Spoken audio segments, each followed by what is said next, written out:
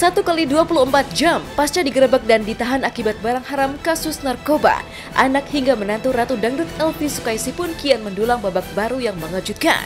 Pasalnya kemarin, akhirnya pihak yang berwajib mengumumkan bahwa Dawiyah sang putri bungsu bersama Shehan kakaknya, lengkap dengan Kauri sang menantu yang tengah mengandung usia 6 bulan, resmi menyandang status tersangka.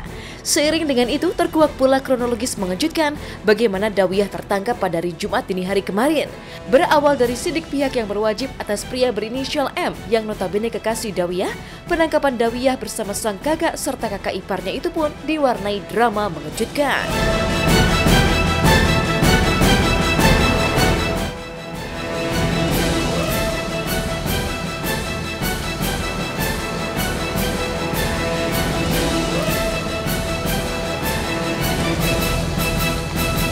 Setelah kita lakukan pemeriksaan kemarin ya, kita menetapkan ya, M sama D sama S sama C itu sebagai tersangka. Kemudian ditemukan ada barang bukti ini 0,38 gram itu ada di sini ya, disembunyikan di sini. Nah, sini disembunyikan di sini, masuk sini ya. Ini adalah modus bagaimana seorang pelaku untuk mengelabui petugas. Masuknya di sini ya, di dalam sini ya, dimodifikasi di dalam sini, masuk sini. Di dalam kamar D ditemukan ini. Pada saat itu yang bersangkutan sedang melakukan kegiatan menghisap sabu ya, dengan ini. Mana jangan masih ya. Nah, ini yang bekas dipakai ini. Jadi saat dilakukan penggeledahan di kamar sebelah sedang melakukan kegiatan, gitu ya, melakukan kegiatan ini. Ya, dalam bertiga, D, S sama C, gitu ya, bertiga melakukan itu.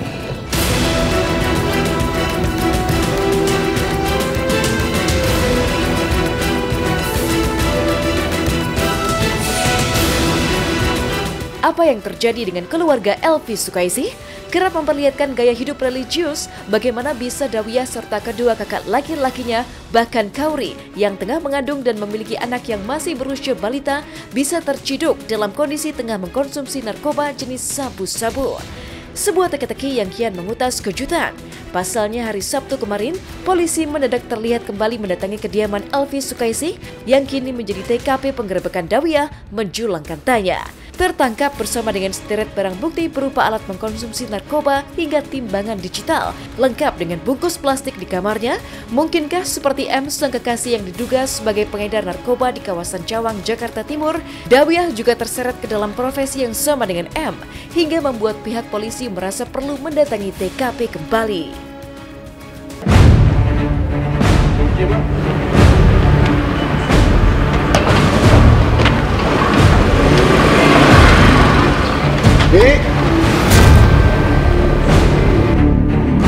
Ini ya, dalam kotak ini kita menemukan beberapa barang seperti apa ini? Ini sedotan ya, kemudian juga ada cangklong, ini cangklong. Nah, ada berapa nih? Cangklong banyak ini ya, 11. Kemudian ada klip. Nah, ini tuh klip plastik kecil-kecil ini ya, plastik banyak ini, plastiknya banyak. Kemudian ada timbangan juga ini. Kita temukan ini, ada timbangan juga. Dari mana barang yang didapat itu. Sampai sekarang juga dari tersangka M itu belum mendapatkan kita informasi dari mana, karena berubah-ubah keterangannya.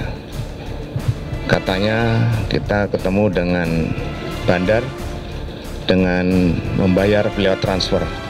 Kita cek, kita tanya lagi, oh ya, saya cash ketemu di mana? Oh tidak, jadi berubah-ubah. Keterangannya berubah-ubah. Masih sedang kami dalami kembali ya untuk tersangka M dan B.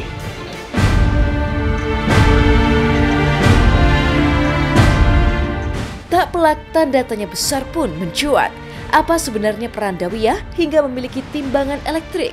Jika M, sang kekasih, ditengarai pihak yang berwajib sebagai pengedar yang kerap beraksi di daerah sekitar rumah Elvi Sukaisi di kawasan Cawang, Jakarta Timur, mungkinkah Dawiyah terseret cinta sang kekasih hingga terjerat barang haram narkoba dan menular kepada kakak dan kakak iparnya yang tengah mengandung? Butuh waktu dan sidik lebih mendalam untuk menjawabnya. Yang pasti, meski memiliki M sebagai kekasih, Dawiyah tak pernah mau menggandeng M di hadapan umum dan memperkenalkannya kepada publik sebagai kekasih. Bahkan 2 minggu sebelum digerebek, Dawiyah pun menghadiri acara pernikahan sang keponakan tanpa menggandeng M ataupun memperkenalkannya. Mungkinkah Dawiyah sengaja merahasiakan sosok M sekekasih karena diam-diam tahu dan merahasiakan profesi M sebagai pengedar narkoba? Ya, nanti juga ketahuan lah, pasti nanti ketahuan. Kalau sekarang aku masih belum berani untuk berstatement apa-apa karena memang aku lebih pengen sesuatu yang sudah hak aku. Memang kita pending gitu loh, kita pending. Tapi sejauh ini ya yang pasti kalau antara aku dia kenal dengan keluarga aku kenal dengan keluarga dia sih udah gitu. Cuman kalau untuk planningnya kita mau bikin di gedung apa, tanggalnya dan segala macamnya sih memang belum dibicarain lagi secara ini. Nunggu Zahira beres dulu gitu. Jadi abis ini beres mungkin baru bisa lebih fokus ke aku gitu kan. Pasti semua orang pengen cepet-cepet nikah kan gitu.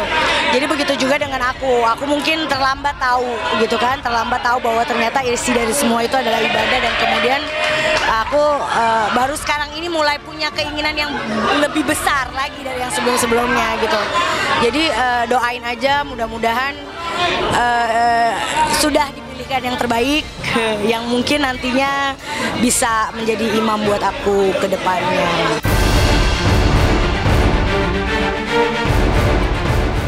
Ironisnya, di tengah kondisi Dawiyah yang terpuruk akibat kasus narkoba, Elvi Sukaisi sang ibu justru sama sekali tak terlihat menjenguk kedua anak serta menantunya yang tengah mengandung di tahanan Polda Metro Jaya.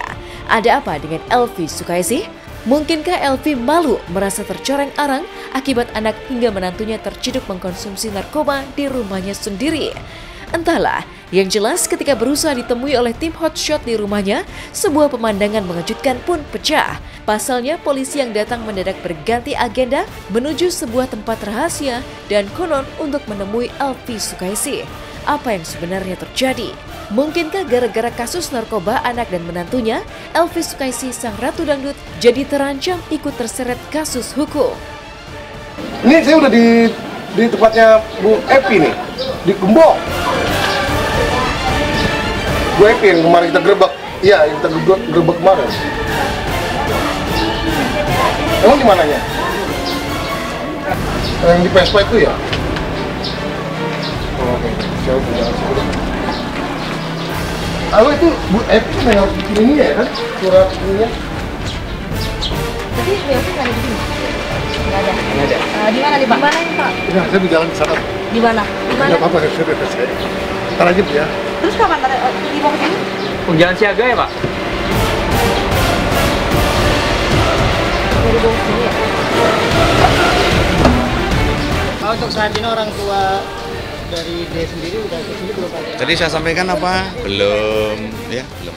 Sosok Umi itu ya buat aku sangat amat luar biasa. Dia lebih banyak, dia tidak pernah membuang waktu selain untuk bekerja gitu ya, selebihnya memang untuk kita. Jadi kita juga nggak pernah ngerasa bahwa oh ibu saya artis dan kemudian ibu saya sibuk gitu loh. Nggak ada, itu sama sekali nggak ada. Dan dia orang yang luar biasa, dia orang yang sabar, dia orang yang mengajarkan aku banyak hal gitu. Kalau harapan dan doa pastinya aku cuma minta yang terbaik buat kita semua, selalu dipilihkan jalan yang terbaik, jalan yang diridhoi gitu kan, jalan yang tidak melukai hati siapapun, jalan yang tidak mendolimi siapapun gitu kan, yang pasti yang selalu dalam rasa saling sayang, rasa saling cinta, rasa saling memerlukan gitu loh. Karena kalau misalkan nggak ada itu semua, kita yang ada nafsi-nafsi kan sendiri-sendiri. Jadi dengan adanya rasa saling membutuhkan itulah, insya Allah kita menjadi satu keluarga yang bisa terus berangkulan dan menuju jalan yang lebih baik.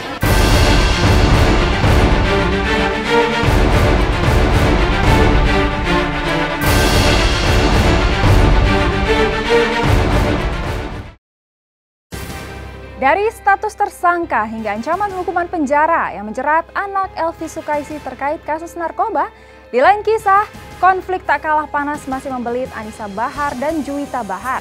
Setelah Juwita memberi klarifikasi lewat sosial media, seperti apakah Anissa Bahar menyikapi penjelasan serta permintaan maaf putri kandungnya itu? Benarkah karena sudah terlanjur sakit hati, Anissa bahkan melarang Juwita untuk menggunakan nama Bahar di belakang namanya? Dan bahkan Anissa akan mencoret nama Juwita dari kartu keluarga mereka. Simak berita lengkapnya hanya di Hotshot sesaat lagi.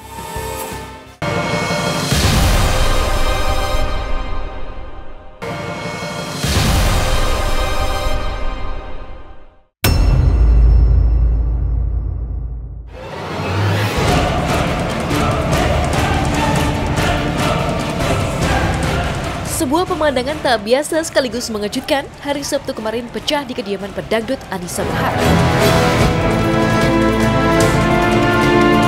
Pasalnya sambil berurai air mata, Anissa mencuci kaki Ratna Ningsih sang ibunda yang tengah tergolek lemah karena sakit di atas tempat tidur.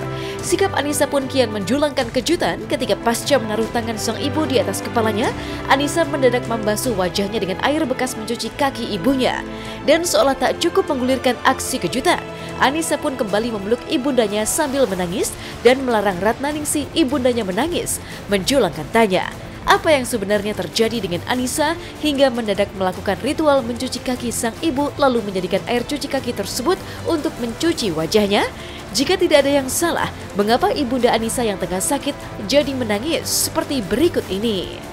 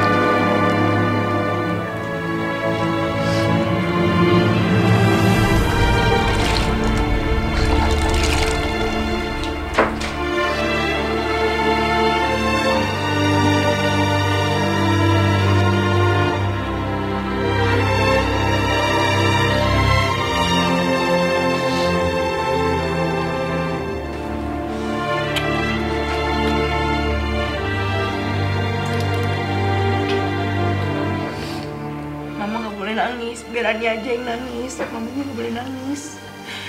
Mama harus bahagia. Mama gak boleh nangis. Mama dari dulu udah menderita. Ani tahu itu. Mama udah berjuang buat kita. Sekarang kita yang harus berjuang buat Mama.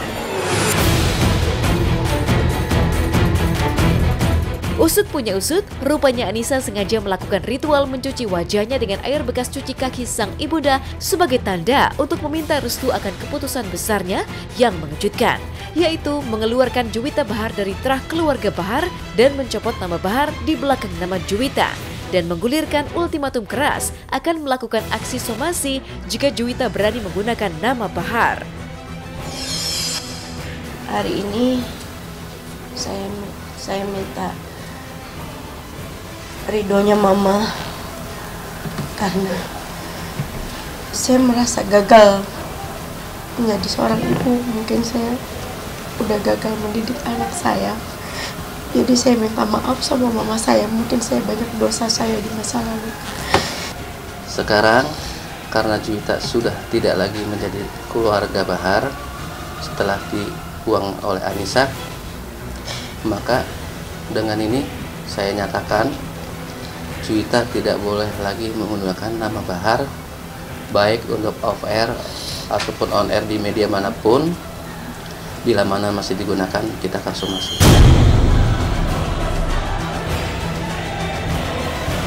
Ingin berat hati, saya juga harus mengamini apa yang menjadi keputusan keluarga. Ironis, jika pujangga dunia Shakespeare mengutas apalah arti sebuah nama, maka dilepasnya nama Bahar di belakang nama Juwita lengkap dengan ancaman somasi, kabarnya bakal menggulirkan dampak serius yang bisa mengancam eksistensi Juwita sebagai penyanyi dangdut, lengkap dengan honor dan harta milik Juwita. Pasalnya konon semua kontrak show hingga aksi panggung Juwita menggunakan nama Bahar di belakangnya menyisakan tanya. Jika Juwita tak lagi boleh menggunakannya, mungkinkah Juwita yang terlanjur menggunakan nama Juwita Bahar dalam setiap kontrak akan beresiko merugi dan membayar sederet ganti rugi jutaan rupiah karena nama Bahar yang disandangnya selama ini resmi ditarik dan diancam somasi. Karena dulu Juwitanya sendiri tidak mau pakai nama Bahar. Tapi berhubung banyak kontrak yang menginginkannya dia pakai nama Bahar, akhirnya dia mau pakai nama Bahar. Jadi di sini saya juga akan mencopot nama dia dari kartu keluarga saya. Karena selama ini keberadaan dia masih ada di kartu keluarga saya. Ya kalau sekarang kan apa yang dia lakukan itu kan memang sudah keluar dari konsep koridor keluarga. Jadi kalau menurut saya dampak atau tidak dampak kan semenjak diputuskan tidak lagi menjadi keluarga besar, jadi udah hak masing-masing. Kita nggak ikut campur urusan itu. Ancaman dampak serius ditariknya nama Bahar dari nama Juwita pun sontak menjulangkan teka-teki baru. Tak lagi mau mengakui Juwita sebagai anak dan melepas nama Bahar, mungkinkah Anissa tega membuat Juwita putri kandungnya sendiri terancam turun pamor dan konon bisa mendulang kerugian materi secara fantastis? Entahlah, yang jelas dengan resmi menarik nama Bahar, maka resmi pula Anissa mengeluarkan Juwita dari daftar kartu keluarga, yang berarti pula dihentikannya sokongan asuransi, tunjangan kesehatan hingga warisan rumah yang disediakan Anissa untuk Juwita per hari Sabtu kemarin. Mungkinkah ini berarti Juwita akan jatuh miskin karena tak lagi bisa menyandang nama Bahar? Mulai saat ini, adapun yang berurusan dengan Juwita bukan lagi urusan saya. Dan mohon segera mencabut nama dan mengganti nama di sosmednya dia menjadi Juwita Taufani, jangan Juwita Bahar lagi. Iya, karena sering banget malahan di sini membalik-balikan fakta yang ada dengan dibilangnya saya, karena saya dulu tidak mengakui. Sebenarnya bukan saya tidak mengakui dia, kan udah dijelaskan berkali-kali. Sebenarnya dia itu tetap saya yang support segala sesuatunya. Sampai saat ini pun asuransi dia, BPJS dia, itu masih saya yang bayarin sampai saat ini. Dulu beasiswa dia buat pendidikan dia juga saya yang bayarin dari dia masih bayi. Itu semuanya sudah ada. Bahkan tahun 2000 pun saya udah belikan 2 rumah tahun 2000. Sebelum saya jadi Anissa Bahar, saya udah belikan 2 rumah masing-masing, 1 rumah buat Juwita, 1 rumah buat Jelita. Itu sudah saya belikan. Itu jauh sebelum saya jadi seorang Anissa Bahar. Jadi sangat bohong banget, sangat tidak benar kalau dibilang saya ibu yang menelantarkan anak. Kalau memang dia lebih memilih pacarnya daripada ibunya sendiri, ya lebih baik saya yang mengalah buat kebahagiaan dia.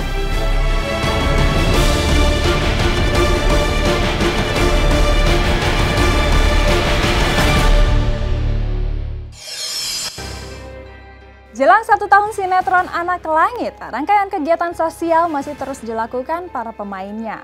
Kali ini giliran Angela Gilsha, Gerald, Billy, dan Zoul yang berkunjung ke panti asuhan Bersinar di kawasan Kelapa II. Seperti apakah terenyuhnya hati Gerald melihat kondisi anak-anak panti yang bernasib sama dengannya kehilangan ayahanda tercinta. Sementara itu, seperti apakah kebahagiaan Eli Sugigi yang kian dekat dengan Irfan Sebastian? Benarkah Eli siap menikah untuk kelima kalinya dengan pria yang 20 tahun lebih muda darinya itu? Simak berita lengkapnya usai jeda pariwara berikut ini.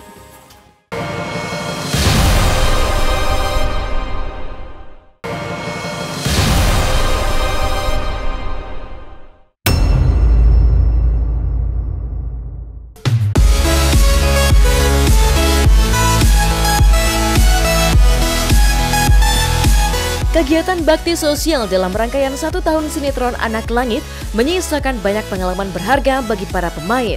Setelah Dylan Carr, Hana Saraswati, Amar Zoni, Ranti Maria, kemarin giliran Angela Gilsha, Gerald Yo, Billy, dan Zoul berkunjung ke panti asuhan Bersinar di kawasan Kelapa II. Di tempat ini, Angela dan Gerald bertemu dengan puluhan anak-anak yang hidup tanpa orang tua mereka. Selain memberi bantuan, Angela, Gerald, dan para pemain lain juga memecah tawa dan keriangan anak-anak di panti asuhan. Dan semangat anak-anak panti ini pula yang menular dan dirasakan betul oleh para pemain yang larut dalam sukacita dari bernyanyi hingga menari bersama.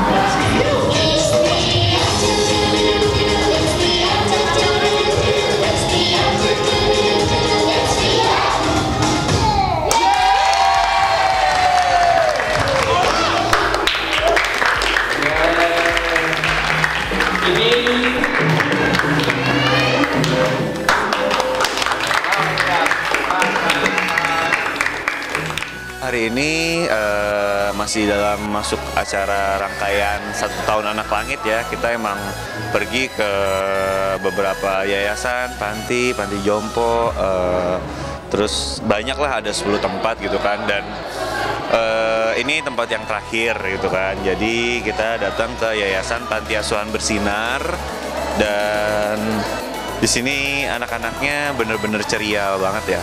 Jadi luar biasa lah semangatnya nyampe, sungguh luar biasa ya, senang banget, bahagia banget kita bisa berbagi kesenangan acara ulang tahun kita sama saudara-saudara kita yang memang membutuhkan.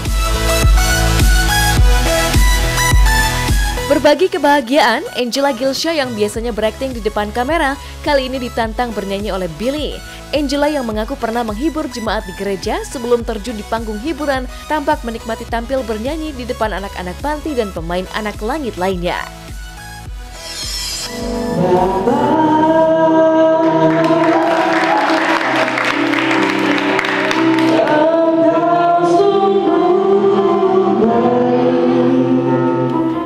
Kebetulan aku juga jarang banget ngadain bakti sosial. Aku terakhir ke panti asuhan itu juga udah lama banget untuk ngerayain ulang tahun kan. Dan ini baru main ke panti asuhan lagi tuh sekarang, dan nggak tahu vibe-nya tuh kayak positif banget, masuk nginjek ke sini terus lihat anak-anak tuh pada happy semua. Tadi pas datang ke sini terus si Billy nanya, "Angel mau nyanyi nggak?"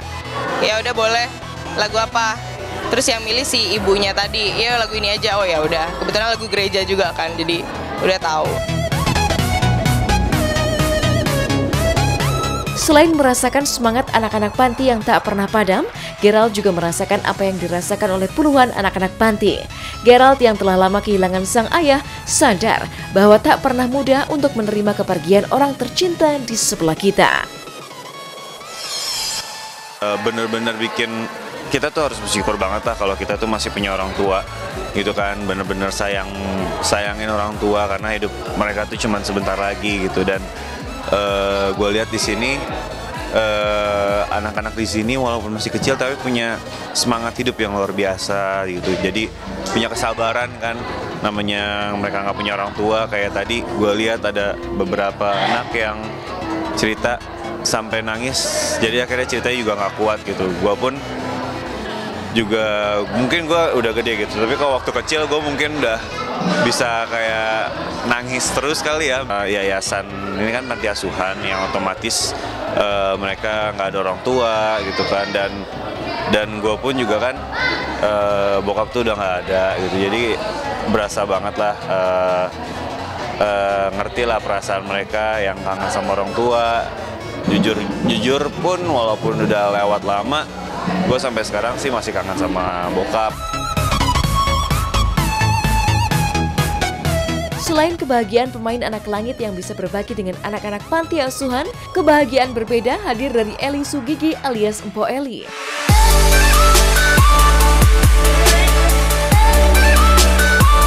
Setelah berpisah dari Ferry Anggara, Empo Eli kini kian lengket dengan kekasih barunya Irfan Sebastian. Bahkan Empo Eli yang telah 4 kali gagal membina rumah tangga merasakan perubahan besar saat bersama Irfan datang ke tempat Ustadz Zaki Mirza. Benarkah Empo Eli dan Irfan ingin pernikahan mereka kelak lebih bernuansa Islami? Kemarin-kemarin seksi mulu ya, udah umur. Kita harus menghadap Allah itu dengan sopan, dengan Kalau cowok itu suka sama saya, ini apa kali segini adanya. Apa adanya ya, nggak dibuat-buat. Iya. Kayak kita nih kan sering dikata-katain orang nih. Menanggapinya gimana tuh? Iya, beda usia kan, jauh gitu kan ya. Kita kalian deket, orang nggak tahu kita deket kenapa, kita deket kenapa gitu kan ya. Orang udah terlalu buruk gitu ya. Kehadiran Irfan Subastian seolah mengingatkan kita akan masa lalu Empo Eli yang selalu terpikat cinta dengan pria yang lebih muda darinya. Bahkan bersama Irfan, Empo Eli terpaut usia sekitar 20 tahun. Lalu benarkah Empo Eli yang telah 4 kali gagal tak kapok dan siap kembali naik ke pelaminan bersama Irfan, laki-laki yang tengah dekat dengannya sekarang? Aku udah kapok, cuman aku jalanin sama dia kan. Jalan begitu ya jalan, kita nggak ada berantem. Ngalir aja ya? Ngalir aja. Itu kalau misalnya emang jodoh saya sama Irfan ya, amin. Kalau saya nggak jodoh sama Irfan ya, kebangetan bang.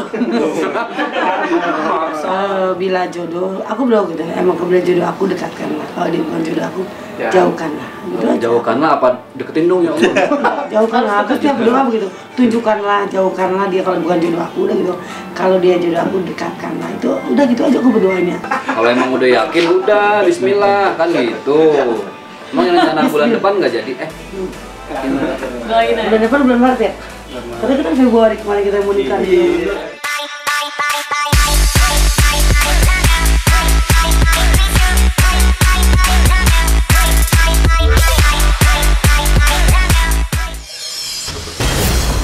Setelah resepsi di Ancol, seperti apa pula konsep resepsi kedua Vicky Prasetyo dan Angel Elga yang rencananya digelar di Hong Kong?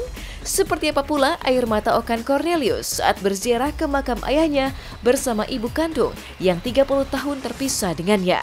Saksikan Hot Shot sesaat lagi.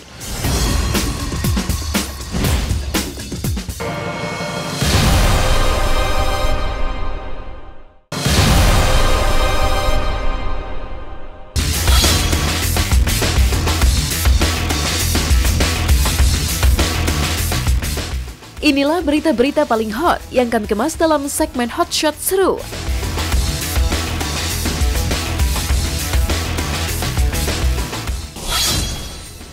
Dengan sederet kasus yang menyertai penyatuan cinta mereka, pasangan Vicky Prasetyo dan Angel Elga sukses menggelar acara resepsi yang konon menghabiskan biaya hingga 5 miliar rupiah di kawasan Ancol pada 10 Februari 2018 lalu. Dan tak berhenti sampai di situ, Vicky dan Angel siap menggelar resepsi kedua mereka. Tak tanggung-tanggung, Vicky dan Angel akan mewujudkan impian cinta mereka di Hong Kong yang rencananya akan digelar pada awal Maret mendatang. Dalam perayaan Jilid 2, pasangan sensasional ini juga akan memboyong sejumlah keluarga dan juga anak-anak ke Hong Kong. Kita masih ada resepsi berikutnya. Iya, masih ada resepsi insya Allah di negara lain. Ini lebih seru sih, jadi bisa sambil jalan-jalan bawa anak-anak. Kebetulan juga memang nanti betul-betul jadi kayak mimpi jadi kenyataan. Di situ benar-benar kita datang ke tempatnya yang betul-betul yang dongengnya di situ terjadi nyata nanti gitu. Jadi masih on progress, tapi yang pasti secara jadwal kita sudah diminta untuk amankan di awal Maret. Paling bawa anak-anak, terus kan si kakak ada yang ujian dia nggak bisa. Paling bawa anak, bawa ada ipar aku.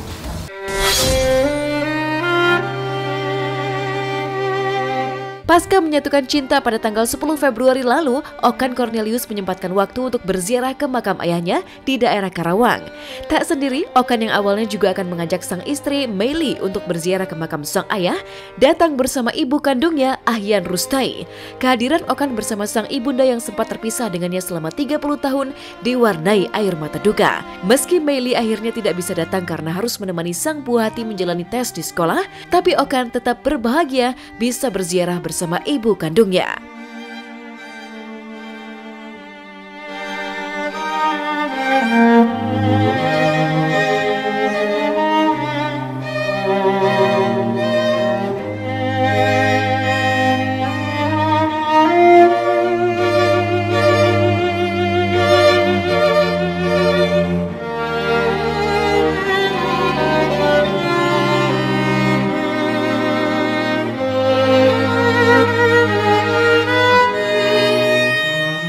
Biasa juga banyaklah mukjizat ya yang Tuhan kasih ke gua. bagaimana gue dipertemukan sama nyokap gue itu juga suatu mukjizat yang kadang-kadang kita tidak bisa pikir gitu. Tapi gue dipertemukan sama beliau kurang lebih 30 tahun berpisah. Jadi gue ambil hikmahnya untuk semua. Apapun yang terjadi dalam hidup ini pasti ada tujuan. Gue mendapatkan dua ibu yang luar biasa. Kebetulan Ibu Katy berhalangan datang, dia akan nyusul pada hari berikutnya. Lee juga tadi mau datang, cuman kebetulan harus ke sekolah, sangat penting sekali hari ini. Karena ada tes masuk sekolah buat Jesslyn. Kebetulan banget bentrok juga, tapi ya nggak apa-apa lah. Kita bersiara bisa kapan aja, yang penting sudah diwakili sama gua dan emang niat Lee mau, tapi emang ada hal yang bukan lebih penting, tapi nggak bisa digantikan hari.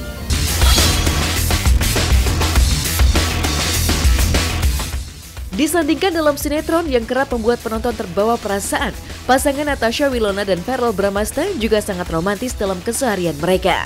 Ini pula yang terlihat ketika Verrell memberi kejutan Valentine untuk Wilona.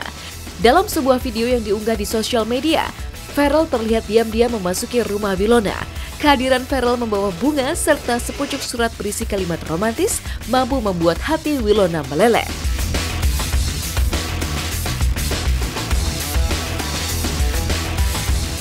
Aku ngasih surprise, tapi aku makan malam dulu karena nggak sempat makan malam dari tadi. Jadi doain semoga berhasil ya Valentine-nya.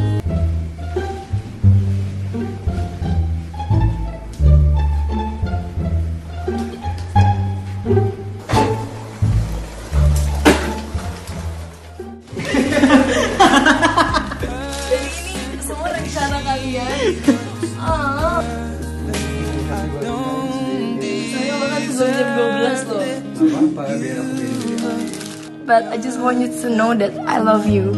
I love you more than our bad days. I love you more than our problems, and I love you more than anything. Oh. Happy Valentine's Day too.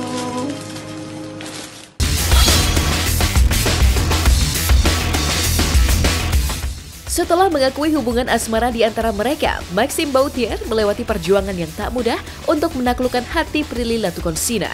Tak hanya melakukan pendekatan selama setahun hingga mengalami hubungan yang naik turun karena kesibukan masing-masing, Maxime juga menguak bahwa Prilly adalah wanita yang sulit untuk ditaklukkan. Bahkan, Maxime mengaku harus beberapa kali menyatakan cinta sebelum akhirnya diterima oleh Prilly yang kini telah resmi menjadi kekasihnya. Dia tuh, she's hard to get, yes. Yeah. Dia hard to get. But aku juga nggak terlalu maksa sih. I'm not the kind of guy who's maksa banget.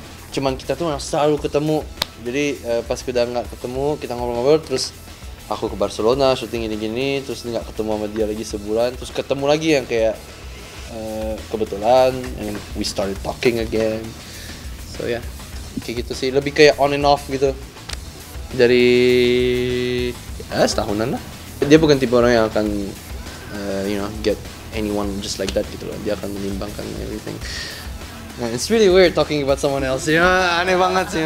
I guess semua orang harus berjuang. And aku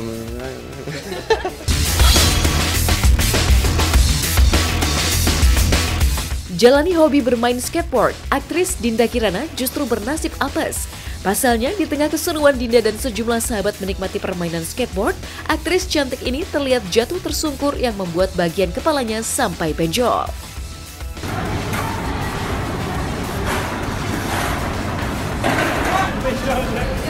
Benjol tahu, tadi gede banget. Nah, ini udah kecil. Udah kecil. Panik, semua panik.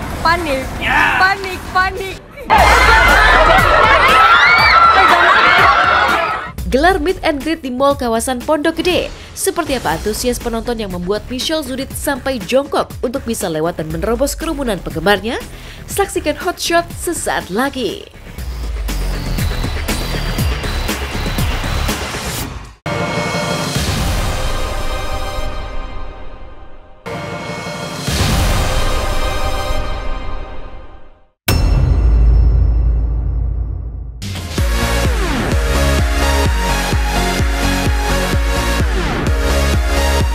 Di Di pekan kedua sejak film London Love Story 3 tayang di bioskop 8 Februari 2018 lalu, animo masyarakat masih tinggi menyaksikan kisah cinta Dave dan Caramel. Seperti itulah yang terlihat ketika dua bintang utamanya, Dimas Anggara dan Michelle Zudith, datang ke sebuah mal di kawasan Pondok Gede. Di sana, lautan manusia telah menanti kehadiran sang idola. Bahkan begitu ramainya kerumunan penggemar, Michelle Zudith sampai harus jongkok untuk menghindari euforia masyarakat yang tanpa sadar bisa melukai dirinya.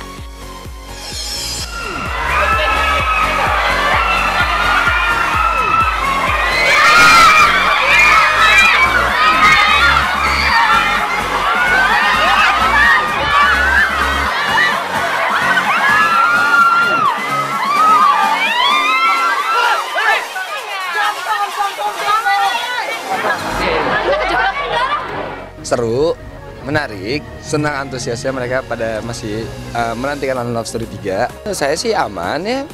Aman. Michelle aman? Aman. Seru banget antusiasnya di sini. Ternyata di minggu kedua London Love Story 3 nggak kalah serunya dari minggu pertama London Love Story 3. Alhamdulillah lah sepanjang ini.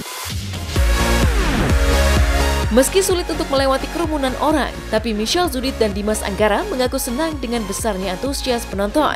Apalagi di pekan kedua sejak film mereka tayang, sejumlah bioskop masih dipadati penonton yang penasaran seperti apa kelanjutan kisah Dave dan Caramel.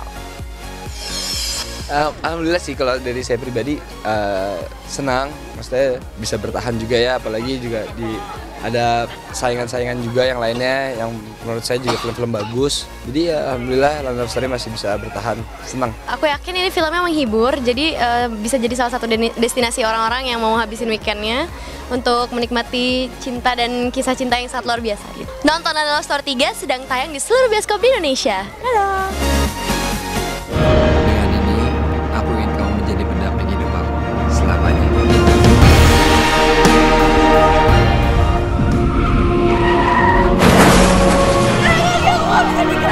Dan lo harus siap kalau suatu saat karena untuk total.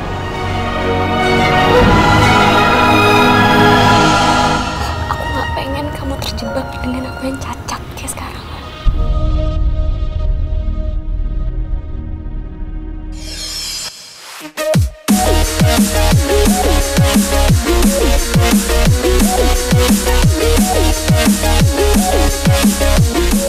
Apa jadinya jika Brandon Salim yang sama sekali asing dengan bahasa Jawa ditantang untuk fasih melafalkan bahasa Jawa dalam waktu singkat?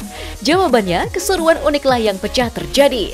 Ya, tak banyak yang tahu jika demi film terbarunya yang berjudul Yowis Band, diam-diam Brandon Salim bekerja keras agar terlihat seperti anak Jawa asli, lengkap dengan langgam dan gaya bahasa Jawa timuran yang khas. Ini tentu saja bukanlah hal yang mudah, tapi bersama Bayu Skak sang pemeran utama film Yowis Band, Brandon pun sukses melewati tantangan berbahasa Jawa dengan cara seru seperti berikut ini. Sekarang penekanan, karena seperti Brandon dan juga ada pemeran Cak Jonya itu masih kurang untuk berbahasa Jawa. Kita harus tekanin, jadi ditekanin apa Jawanya itu, dimedokin dan dikasih tahu 1-2 tips bahasa Jawa yang cepet ya gitulah, diajarin cepet-cepetan. Ono malih jenenge Susan. Stevia? Stevia? Ya apa? Kalau yang dibales toh. Gitu kok. Nawari aku kudu karena aku ini loh. Ora. Uniknya seolah tak cukup dengan menantang Brandon Salim melafalkan bahasa Jawa, Bayu Skak juga menggandeng Joshua Suherman untuk pertama kalinya setelah 10 tahun lebih vakum dari dunia nyanyi agar terjun kembali masuk ke dapur rekaman menyanyikan lagu soundtrack film Yowis Band yang akan tayang di bioskop Indonesia pada tanggal 22 Februari ini. Lengkap dengan kejutan yang menjanjikan keseruan. Pasalnya, film Yowis Band juga menghadirkan dua legenda komedi Jawa Timur, Kartolo dan Safari, yang lebih dari 2 dasawarsa menjadi idola. Nah, jika sang legenda digabung dengan aksi kocak Bayu Skak hingga Brandon Salim, adegan ciamik seperti apa yang akan pecah? Akan recording untuk 2 dari 4 lagu yang ada di film Yowis Band. Yang pertama tuh judulnya Kaiso Turu, sama yang satu lagi tuh Konco Sing Apik. Jare nek koncoku, awakmu iku arek paling ayu, tapi ojo kesusu. Saben bengi aku kaiso turu, ono awakmu. Di sini ada yang unik, yaitu ada dua pemain ludruk ya. Ini legenda sekali, legenda Jawa Timur, yaitu ada Cak Kartolo sama Cak Sapari. Di film ini mereka menjadi penambah nilai komedinya. Karena film ini merupakan film daerah yang dimana kita ini sebagai orang-orang daerah harus bisa membuktikan kalau daerah itu bisa untuk memberikan hiburan kepada orang-orang seluruh tanah air pasti. Ya. Nonton film Yowis Band tanggal 22 Februari di bioskop terdekat. Pemirsa, usai sudah perjumpaan kita hari ini, saya Medina pamit undur diri dari hadapan Anda. Jangan lupa untuk terus menyaksikan Hot Shot setiap hari Jumat, Sabtu dan Minggu pukul 9 waktu Indonesia Barat hanya di SCTV, satu untuk semua. Ternyata aku tak kuat berada di lingkaran ini, lingkaran antara aku, engkau dan dia. Mungkin sudah suratan harus